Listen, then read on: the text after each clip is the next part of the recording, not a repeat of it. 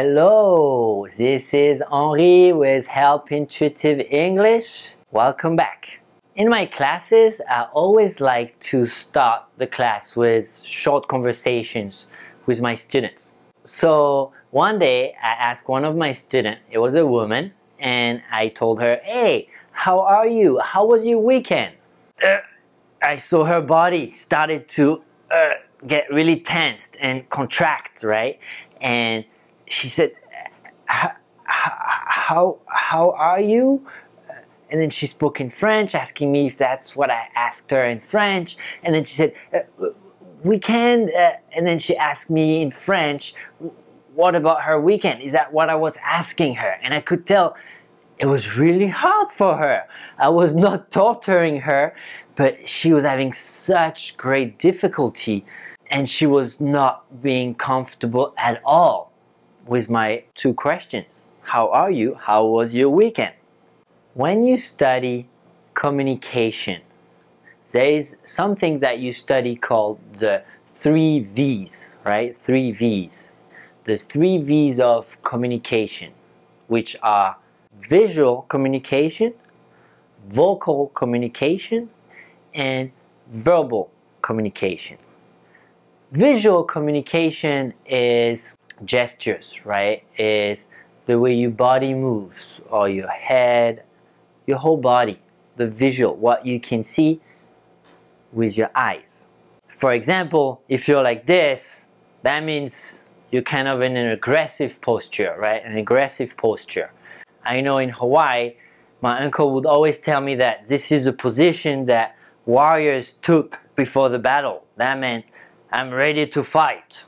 That's what my body is telling you right now. If you're like this, it could mean that you're not open to what the person is saying. It could also mean you're cold, right? I'm cold. The air conditioning, right? The AC is too cold, right? It could mean like that too. Another example could be when you drag your feet. When you drag your feet, you know, when your feet are dragging on the floor, that sounds like a low energy type of communication. That's what people will feel just from looking at you. Another example could be, as you say in English, to roll your eyes. You know, you roll your eyes like that.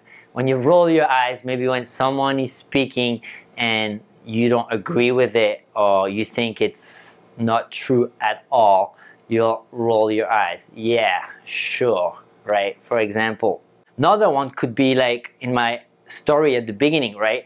When the lady started to contract herself, right? That looked like I was almost like I was aggressing her. I was aggressing her with my how are you, how was your weekend question. And also sometimes people blush. When you blush in English, it means your face become all red, right?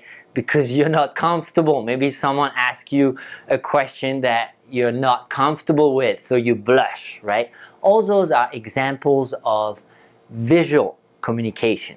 The next V is vocal communication. Vocal communication has to do with your tone of voice, your tone of speech, with how you speak, right? If I can think of an easy example, if you tell your children or your loved ones or your boyfriend or your husband or your wife or your girlfriend, and you tell them, I love you, I love you.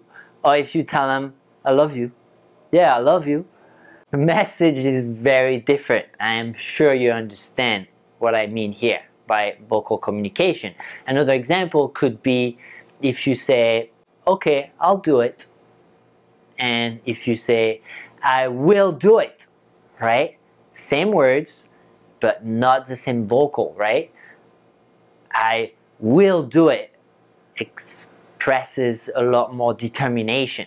When I'll do it is more in a cool, natural, maybe not as determined way to express that you will do it. Maybe one more example could be to say, oh, I can't come tomorrow, right? I can't come tomorrow, I can't come tomorrow, versus I cannot come tomorrow, I cannot come tomorrow, I cannot come tomorrow, right? All little different ways for a little different message. for the other person that you are speaking to.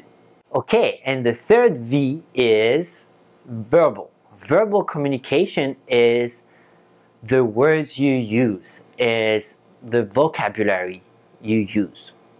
So if the three V's represent communication, that means that visual plus vocal plus verbal communication makes 100% of your communication. What do you think is represent visual, vocal, verbal? How much percentage does it represent?